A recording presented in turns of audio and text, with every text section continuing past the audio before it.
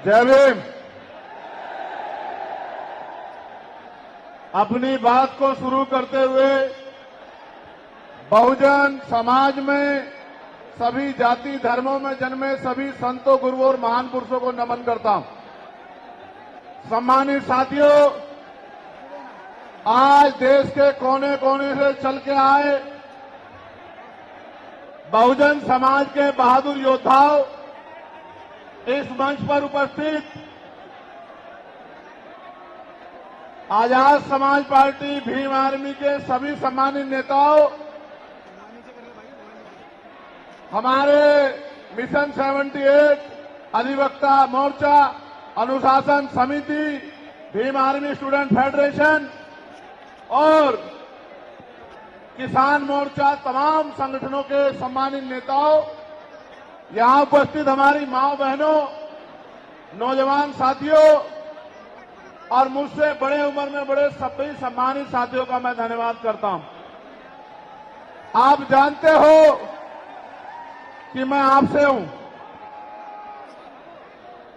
आप जानते हो कि मैं जो कुछ भी हूं आपसे हूं। मैं कभी आपसे बड़ा नहीं हो सकता। आप मेरे लिए हमेशा वीआईपी हैं। जितना सम्मान मैं उस मंच पर बैठे लोगों का करता हूं, उससे ज्यादा सम्मान मैं आपका करता हूं। लेकिन मैं आपसे भी उम्मीद करता हूं,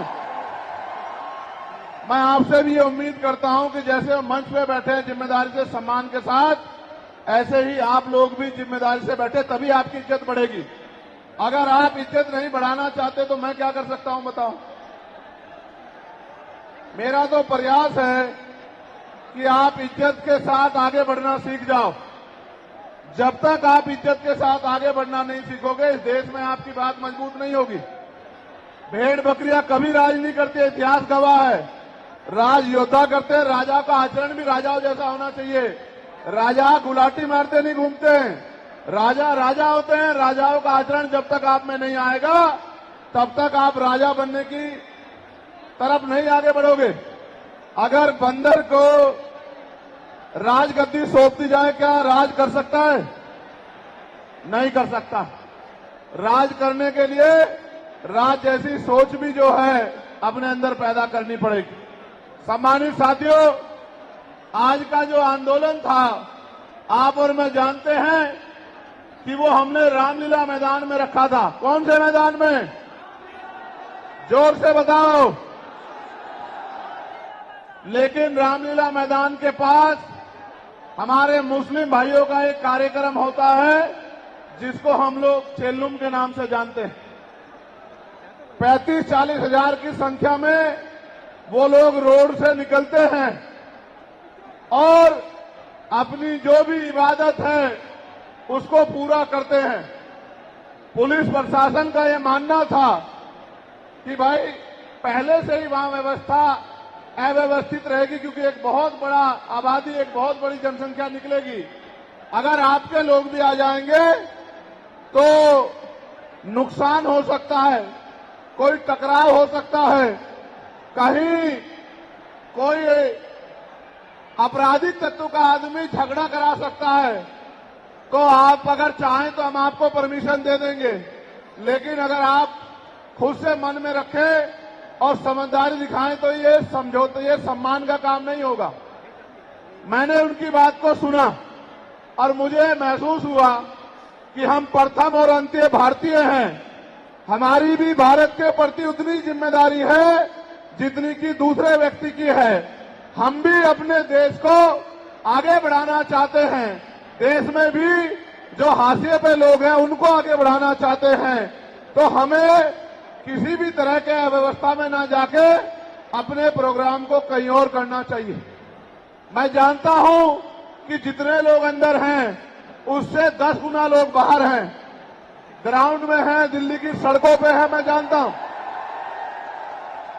लेकिन आप महसूस करो, लाखों लोगों के पहुंचने के बाद भी एक मुझे देख के तो ये लोग उठ जाते हैं, वरना ऐसा नहीं। अगर एक चींटी के बच्चे को भी कोई बे कह रहा है, ये देखो आप हमारी ताकत। ये है भीम आर्मी आजाद समाज पार्टी का बल। लेकिन मुझे आपसे बहुत सारी बातें करनी है। मैं अभी दूसरे देश में होके आया। मैं जब दूसरे देश में गया, मुझे उम्मीद नहीं थी कि इतना प्यार और सम्मान मिलेगा। आप ये देखो, मैं ऑस्ट्रिया गया तो लगभग 10 देश के लोग आए मिलने के लिए। जब मैं इटली गया तो कम से कम 40 देशों के लोग मिलने के लिए आए। हर आदमी ये कहता था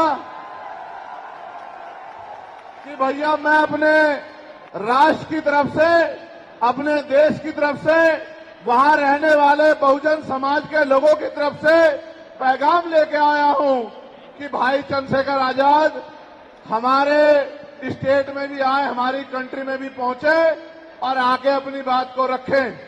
मैंने उनको कहा कि मैं आपके बीच भविष्य में आऊंगा, लेकिन अभी 11 तारीख को हमारी रैली है, लाखों लाखों की संख्या में हमारे लोग वहां पहुंचेंगे, तो मुझे पहले उनके बीच पहुंचना है, उसके बाद मैं समय निकाल के आऊंगा।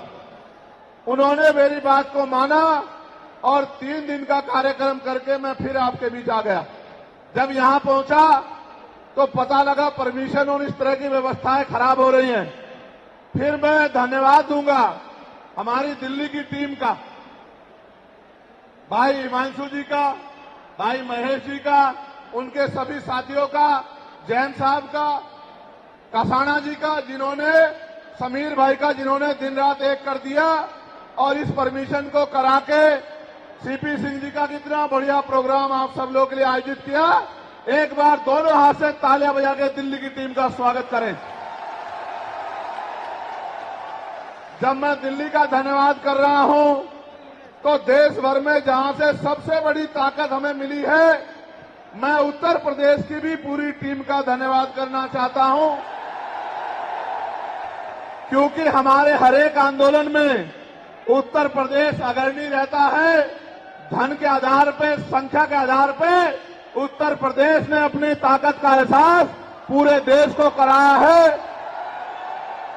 तो मैं उत्तर प्रदेश के प्रदेश अध्यक्ष का, वहां हमारे राष्ट्रीय कमेटी के सभी साथियों का, जो राष्ट्रीय कोर कमेटी के लोग रहते हैं, प्रदेश के पदाधिकारियों का, जिला विधानसभा के संगठनों का, हमारे भीम आर्मी के प्रदेश अध्यक्ष जी का, सभी साथियों का भी बहुत बहुत धन्यवाद करता हूं। एक बार इनके लिए भी जोरदार ताली हो जाए। उसके बाद मैं और आप सब लोग मिलकर स्वागत करेंगे नगीना लोकसभा के लोगों का, जिन्होंने एक एक वोट डालकर आपकी ताकत को बनाने का काम किया। दोनों हाथ उठा के ताली बजा के स्वागत करें नगीना के लोगों का। नगीना के लोगों का धन्यवाद कर दूं? बताओ कर दूं या नहीं कर दूं? बताओ नगीना के लोगों की इज्जत करते हो नहीं करते हो? बताओ नगीना के लोगों का सम्मान करोगे नहीं करोगे? बताओ नगीना तुम्हारे दिल में है या नहीं है? बताओ। तो मैं नगीना के साथियों का भी बहुत बहुत धन्यवाद करता हूं। अब आज के जो आयोजक कमेटी है, मैं उनका भी धन्यवाद करता हूं। अब मैं आपसे आग्रह करूंगा कि मुझे आपसे बहुत जरूरी विषय पर बात करनी है। अगर आप बोलते रहेंगे या कोई भी शोर आएगा तो मेरी बात आप लोगों तक नहीं पहुंच पाएगी, इसलिए मैं आपसे आग्रह करूंगा कि आप शांत हो जाएं। ये जगह कम है, मैं जानता हूं, इस वजह से बार बार अव्यवस्था हो रही है। अगली बार हम जब राष्ट्रीय अधिवेशन करेंगे तो वो इससे बड़े वाले मैदान में, जहां 50,000 लोग बैठ सकते हैं, जो इसके बराबर में है, 15 मार्च को अगला कार्यक्रम हम लोग वहीं करेंगे। सम्मानित साथियों, आज मेरे कंधों पे, आजाद समाज पार्टी के कंधों पे, भीम आर्मी के कंधों पे, बहुजन समाज के लोगों के कंधों पे जिम्मेदारी है कि जो एकता बहुजन समाज में हमारे महापुरुष बना के गए, वो एकता टूटनी नहीं चाहिए किसी भी कीमत पर। ये हमारे लोगों की जिम्मेदारी है।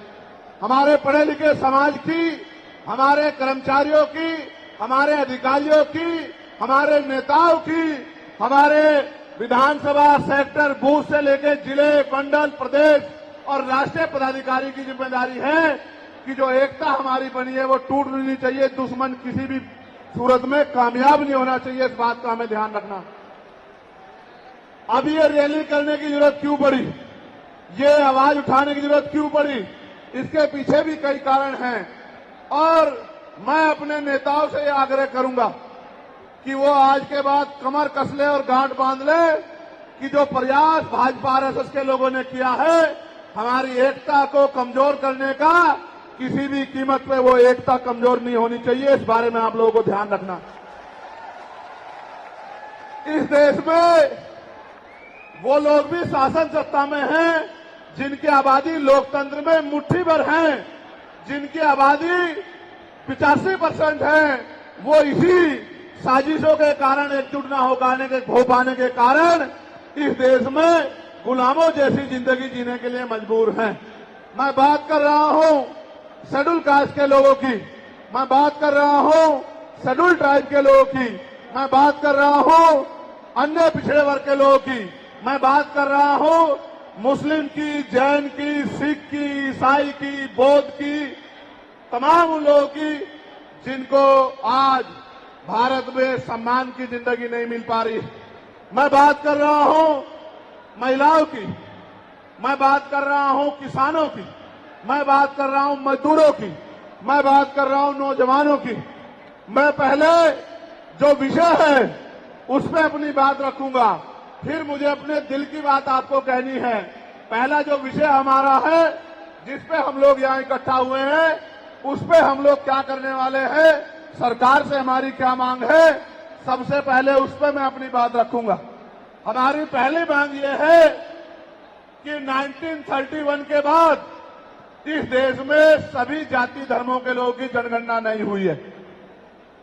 जब तक जनगणना नहीं होगी तो ये नहीं पता लगेगा कि schedule caste, schedule tribe, backward के लोगों को कितनी उनकी आबादी और कितना सम्मान उनको मिल रहा है, कितनी हिस्सेदारी उनको मिल रही है। तो केंद्र सरकार जल्द से जल्द जातिगत जनगणना कराए। जब तक जातिगत जनगणना नहीं होगी तब तक सबसे पहले स्पष्ट ही नहीं होगा जो आज षड्यंत्र किया गया है और कुछ लोगों को जानबूझ के उनके मुंह से कहलवाया जा रहा है कि इस जाति का हिस्सा ये लोग खा रहे हैं, इस जाति का हिस्सा ये लोग खा रहे हैं, इस जाति का हिस्सा ये लोग खा रहे हैं। मैं चंद्रशेखर आजाद आपको वचन देके कहता हूं, अपने बहुजन समाज के सामने जातिवार जनगणना कराइए, उसके आंकड़े सार्वजनिक कराइए। अगर अंतिम पायदान पर रहने वाले जिनको डीएससी के भाई कहा गया है, जो हमारा परिवार है, अगर उनका 1% आरक्षण भी पॉइंट के बराबर भी कमजोर पड़ रहा होगा तो मैं वचन देता हूं कि इससे बड़ी रैली उनके समर्थन में हम लोग करेंगे।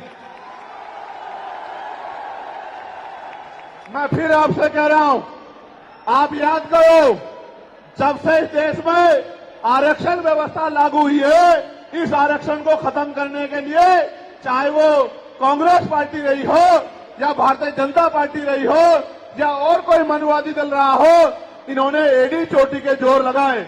और आज जिन जातियों को गाली दी जा रही है, ये वही जातियां हैं जिन्होंने अपने बच्चे कुर्बान कर दिए लेकिन अपने अधिकारों की रक्षा की और आज भी इस देश में आरक्षण बचा हुआ है, नौकरियां बची हुई है, हिस्सेदारी बची हुई है, राजनीतिक व्यवस्था कायम है, लोकतांत्रिक व्यवस्था है।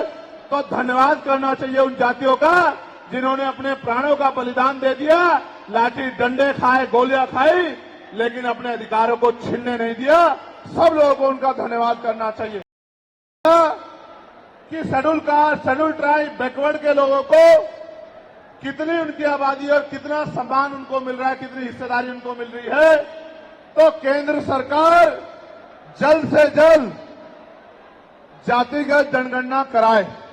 जब तक जातिगत जनगणना नहीं होगी तब तक सबसे पहले स्पष्ट ही नहीं होगा जो आज षड्यंत्र किया गया है और कुछ लोगों को जानबूझ के उनके मुंह से कहलवाया जा रहा है कि इस जाति का हिस्सा ये लोग खा रहे हैं, इस जाति का हिस्सा ये लोग खा रहे हैं, इस जाति का हिस्सा ये लोग खा रहे हैं। मैं चंद्रशेखर आजाद आपको वचन देके कहता हूं, अपने बहुजन समाज के सामने जातिवार जनगणना कराइए, उसके आंकड़े सार्वजनिक कराइए। अगर अंतिम पायदान पर रहने वाले, जिनको डीएससी के भाई कहा गया है, जो हमारा परिवार है, अगर उनका 1% आरक्षण भी पॉइंट के बराबर भी कमजोर पड़ रहा होगा, तो मैं वचन देता हूं कि इससे बड़ी रैली उनके समर्थन में हम लोग करेंगे। मैं फिर आपसे कह रहा हूं, आप याद करो, जब से इस देश में आरक्षण व्यवस्था लागू हुई है, इस आरक्षण को खत्म करने के लिए चाहे वो कांग्रेस पार्टी रही हो या भारतीय जनता पार्टी रही हो या और कोई मनुवादी दल रहा हो, इन्होंने एड़ी चोटी के जोर लगाए। और आज जिन जातियों को गाली दी जा रही है, ये वही जातियां हैं जिन्होंने अपने बच्चे कुर्बान कर दिए, लेकिन अपने अधिकारों की रक्षा की। और आज भी इस देश में आरक्षण बचा हुआ है, नौकरियां बची हुई है, हिस्सेदारी बची हुई है, राजनीतिक व्यवस्था कायम है, लोकतांत्रिक व्यवस्था है। तो धन्यवाद करना चाहिए उन जातियों का जिन्होंने अपने प्राणों का बलिदान दे दिया, लाठी डंडे खाए, गोलियां खाई, लेकिन अपने अधिकारों को छीनने नहीं दिया। सब लोगों को उनका धन्यवाद करना चाहिए। लेकिन दुश्मन का ये षड्यंत्र है, और दुश्मन बड़ा समझदार है। दुश्मन जानता है कि 2 अप्रैल 2018 के बाद में ये दलित समाज एकजुट हो गया था। जब दलित समाज एकजुट हुआ तो वो ये सोचने लगे कि इनकी एकता को कैसे तोड़ा जाए। आप और मैं जानते हैं, जब हम मुट्ठी बनकर रहेंगे तो कोई हमारे अधिकारों को नहीं छीन सकता। लेकिन जब जब हम बट जाएंगे, एक उदाहरण के तौर पे बताता हूं, अगर आप झाड़ू की सिक्कों को इकट्ठा कर दोगे, वो सिक्के जो हैं एकजुट हो जाएंगे, उनको बांध दिया जाएगा तो वो सारा कचरा साफ कर देंगे। लेकिन अगर वो जो सिक्के होते हैं, अगर आपने उनको अलग अलग कर दिया तो वो कचरा साफ नहीं कर पाएंगे, वो खुद कचरा बन जाएंगे, उनकी कोई हैसियत नहीं बनेगी। इसलिए हमारे महापुरुषों ने बहुजन समाज में भाईचारे की बात की। और आप महसूस करो, बाबा साहब अम्बेडकर ने क्या नारा दिया? शिक्षित बनो, संगठित रहो और संघर्ष करो। हमें शिक्षित भी बनना है, संगठित भी होना है और अपने विरोधियों, बैरियों के खिलाफ संघर्ष भी करना है, अपने अधिकारों के लिए संघर्ष भी करना है। मैं जब देश के बाहर गया तो मैंने देखा कि वो लोग तरक्की कर रहे हैं, उनकी जिंदगी खुशहाल है, उनकी जिंदगी अच्छी बन रही है। लेकिन उनकी जिंदगी तो अच्छी बन रही है, लेकिन 75 साल की आजादी के बाद आज भी भारत में 80% लोग ऐसे हैं जो रोटी, कपड़ा, मकान से वंचित है, जिनको इज्जत की जिंदगी नहीं मिल रही। तो मैं ये देख रहा था, मुझे बड़ी खुशी हो रही थी। लेकिन जब मैं भारत की तरफ देखता हूं तो बड़ी निराशा हाथ लगती है। फिर ये महसूस करता हूं कि आज जो कुछ हमारे पास है वो हमारे महान पुरुषों की संघर्ष की वजह से है। अगर हमारे महान पुरुष संघर्ष नहीं करते तो जो आज हमें मिला है ये भी हमें किसी कीमत पे नहीं मिलता। आप जानते हैं, हमेशा आरक्षण के खिलाफ चाहे सुप्रीम कोर्ट हो या मनुवादी दल हो, सब लोगों ने आरक्षण को समाप्त करवाने के लिए एड़ी चोटी के जोर लगा दिए। और इसका सबसे बड़ा हमला इस पे कब हुआ? जब 10% ईडब्ल्यूएस लागू हुआ। मुझे माफी चाहते हुए कहना है कि हमारे दलों ने भी हाथ उठा के, जो हमारे पूर्व के दल थे, उनका समर्थन किया, जबकि वो आरक्षण पे सबसे बड़ा हमला था। अगर उसी दिन हम लोगों ने सड़कों पर निकल के अपनी आवाज को उठाया होता तो किसी की मां ने दूध नहीं पिलाया होता कि वो दोबारा आरक्षण पे हमला करने के बारे में सोच लेता। ये भाजपा के लोग जो सत्ता में बैठे हैं, इन्होंने वोट तो आपसे हमसे ली धर्म के नाम पे, भाईचारे के नाम पे, लेकिन सत्ता में आके ये लोग अपने लोगों का काम करने लगे, अपने महापुरुषों की विचारधारा को आगे बढ़ाने लगे। और हम लोग रोटी रोटी के लिए मोहताज लोग, जुल्म जाति के शिकार लोग परेशानी की जिंदगी जीने लगे। मैं चाहता हूं कि जो जिंदगी हमारे लोग ऑस्ट्रेलिया में जी रहे हैं, ऑस्ट्रिया में जी रहे हैं, इटली में जी रहे हैं, यूरोप में जी रहे हैं, पूरे अमेरिका में जी रहे हैं, कनाडा में जी रहे हैं, हॉलैंड में जी रहे हैं, नीदरलैंड में जी रहे हैं, ऐसी जिंदगी की व्यवस्था भारत में भी हो। लेकिन ये तभी संभव है जब राजनीतिक शक्ति हमारे पास हो। अगर राजनीतिक शक्ति भाजपा और कांग्रेस के पास रहेगी तो हम लोग इज्जत की जिंदगी देश में नहीं जी सकते। इस बात को आप लोग मेरी ध्यान रखना। ये मैं नहीं कह रहा हूं, ये बाबा साहब अंबेडकर ने कहा, political power is the master की। राजनीतिक सत्ता वो चाबी है जो आपकी सारी परेशानियों का हल कर देगी। और राजनीतिक सत्ता जिनके पास है उनके लोग हजारों हजारों करोड़ रुपए लेके भाग जाते। उनके लोग उनके पूंजीपतियों के लाखों लाखों करोड़ रुपए माफ कर दिए जाते। लेकिन अगर आपका 10,000 रुपए का बिल भी बाकी हो तो 10,000 रुपए का बिल भी अगर आप नहीं दोगे तो मुकदमा लिख के आपको जेल भेजने का काम सरकार कर देगी और आपके घर की कुर्की भी करा देगी। आप किसानों का, मजदूरों का हाल देख लो, आप नौजवानों का हाल देख लो इस देश में क्या है। तो हमारी सबसे बड़ी मांग ये है, आप समर्थन करके बताना कि आप इस पर सहमत हो या नहीं हो। बताओ, जातिवार जनगणना होनी चाहिए नहीं होनी चाहिए? एक सुर में बताओ, होनी चाहिए नहीं होनी चाहिए? साथ साथ इस देश में जातिवार जनगणना के साथ साथ जितने भी सरकारी संस्थान हैं, चाहे वो जुडिशरी हो जहां से हमारे खिलाफ लगातार फैसले आते हैं, चाहे वो आर्मी हो, चाहे वो और कोई सरकारी संस्था हो, सब लोग सब जगह पे आरक्षण व्यवस्था लागू होनी चाहिए। बताओ, होनी चाहिए नहीं होनी चाहिए? दोनों हाथ उठा के बताओ, होनी चाहिए नहीं होनी चाहिए? बहुत अच्छी बात। साथ साथ हमारी ये भी मांग है जो मैंने पार्लियामेंट में भी उठाई कि निजी क्षेत्रों में आप इस बात को समझो गौर करके, इस देश में 2% सरकारी नौकरियां, कितने परसेंट? जोर से बताओ। 98% प्राइवेट सेक्टर है। कुछ ऑर्गेनाइज है, कुछ अनऑर्गेनाइज है। आप ये देखो, 2% में तो बंटवारा है, लेकिन 98% पे पुरानी सत्ता वाले लोग और आज की सत्ता वाले लोग सांप की तरह कुंडली मार के बैठे हैं।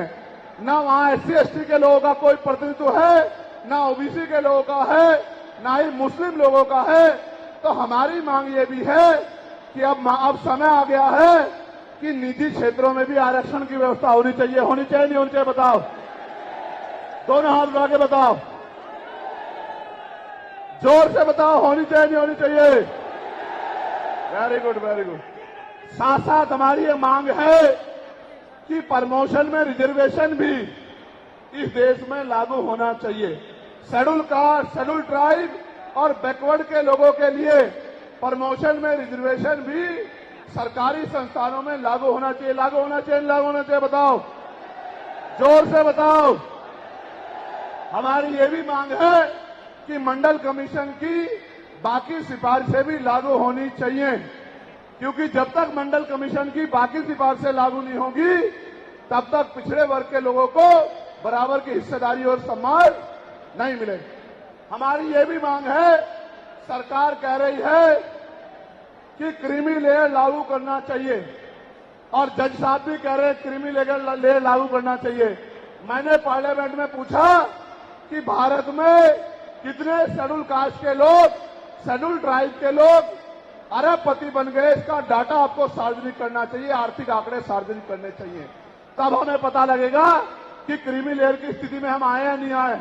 आपको शायद जानकारी नहीं है, मैं आपको बताता हूं, आज भी बहुत सारे पदों को NFS करके, नोट फाउंड सुटेबल करके हमारे योग्य लोगों को नौकरी से निकालने का काम ये सरकारें करती है, क्योंकि कलम की ताकत उनके हाथ में होती है। जिनकी राज सत्ता पे कब्जा होता है, हमारे लोगों का राज सत्ता पे कब्जा नहीं है, इसलिए सारी योजनाएं हमारे खिलाफ बनती हैं। हमारी ये भी मांग है जिस पर मैं गौर कर रहा हूं, सरकार ने कहा, मैं आज इस पर भी बोलूंगा। आज अगर मैं इस पर नहीं बोलूंगा तो हमारे लोगों को पता ही लगेगा देश में क्या हो रहा है। सरकार ने कहा कि वर्गीकरण लागू होना चाहिए। मैंने आपको बताया कि बातें तो बहुत लोग करते हैं, लेकिन जब आरक्षण पे हमला होता है, जब और किसी तरीके से आरक्षण को खत्म किया जाता है, जब गांव-गांव जाके लोगों को समझाने का प्रयास किया जाता है, तब जिन जातियों को आज सरकार के इशारे पे गाली दी जा रही है, उनको ही उन्हीं की जिम्मेदारी मान के लोग घर में बैठ जाते हैं कि भाई यही आरक्षण की रक्षा करेंगे, यही अधिकारों की रक्षा करेंगे।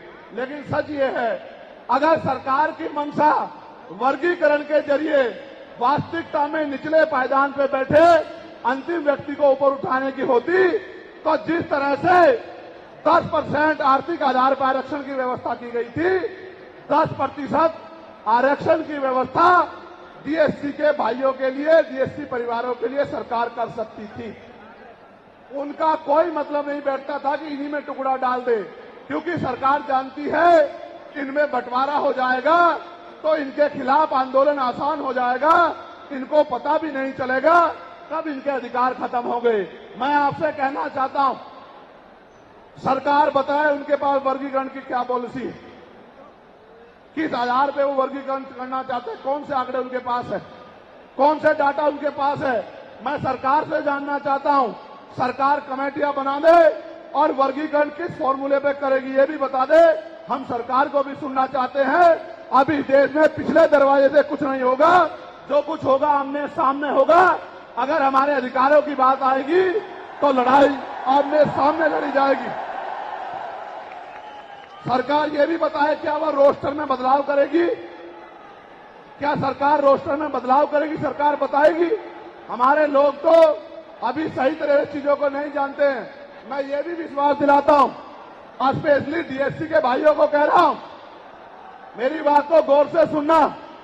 स्पेशली डीएससी के भाइयों को कह रहा हूं, उन जातियों को जो लोग आंदोलन कर रहे हैं, आपको एहसास नहीं है, जब देने की बारी आएगी हम बताएंगे अपने भाइयों को किस तरह से आगे बढ़ाया जाता है, किस तरह से उनकी हिस्सेदारी दी जाती है। अभी तो हम पे देने कुछ है ही नहीं। मैं आपको विश्वास दिला कहता हूं, डीएससी के जो हमारे भाई हैं, वाल्मीकि समाज के भाई हों, धानुक समाज के भाई हों और बागड़ी समाज के भाई हों और किसी सैसी समाज के भाई हों, मैं चंद्रशेखर आजाद वचन देके कहता हूं बहुजन समाज के सामने, ये हमारी आपसी बातचीत है। आप दुश्मन के इशारों पे काम मत करो, हम लोग बैठ के अपनी लड़ाई को निपटा लेंगे।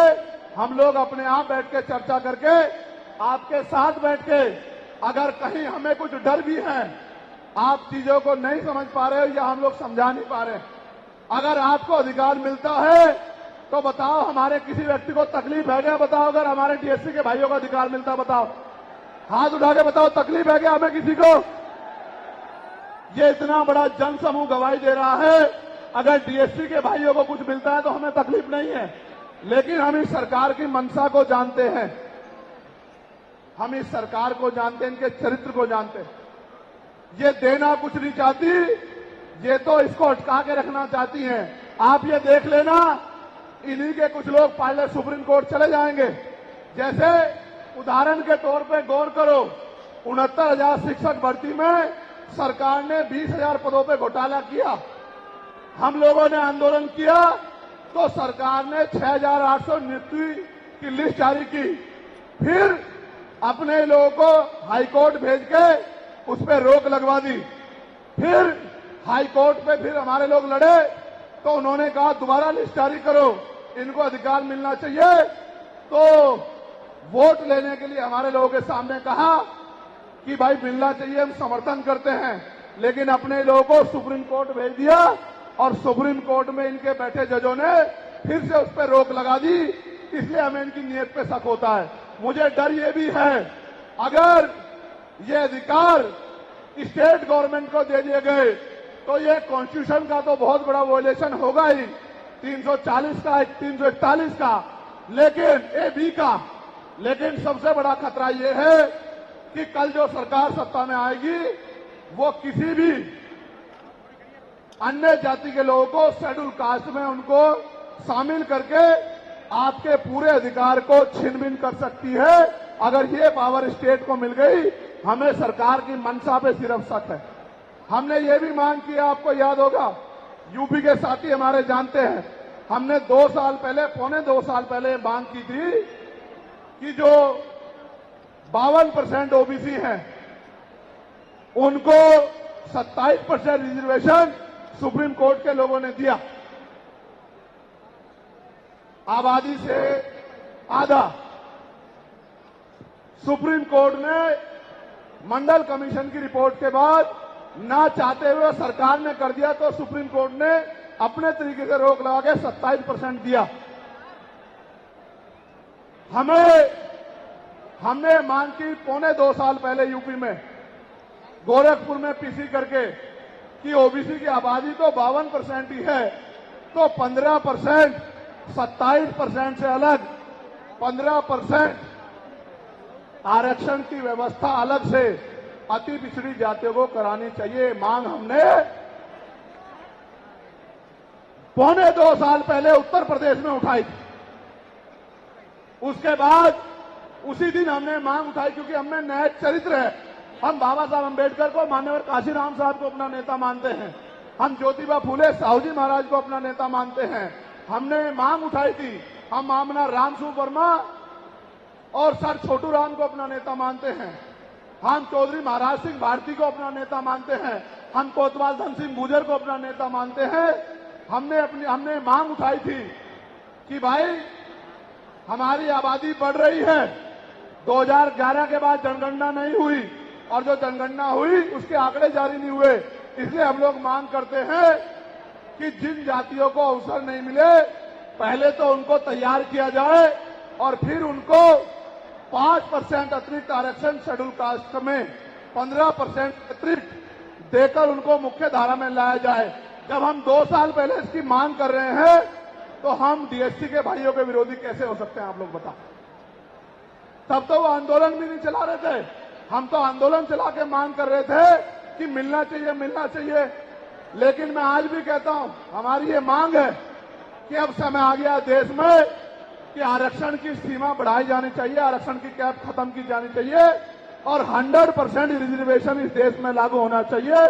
जिसकी जितनी संख्या भारी, उसकी उतनी हिस्सेदारी का लाभ उनको मिलना चाहिए। आप फिर कह रहा हूं, जातिगत जनगणना कराओ और 100% आरक्षण करो।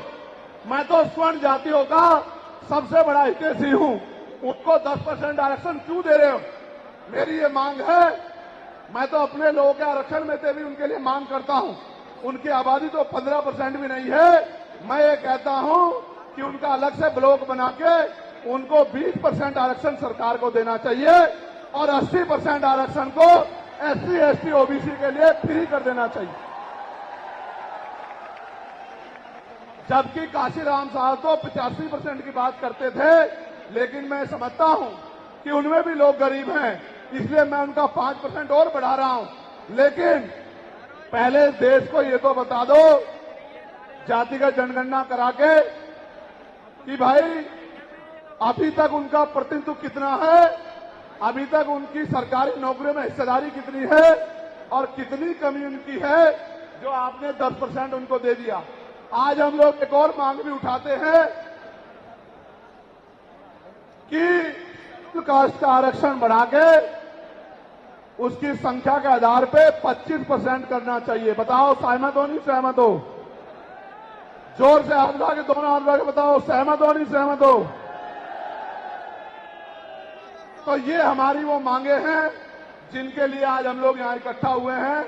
और हम इकट्ठा नहीं हुए आज तो मजबूरी या अपने देश से प्यार था कि हमने अपने आंदोलन को बदलाव कर लिया। अगली बार अधिवेशन तो होगा इंदौर में, लेकिन जब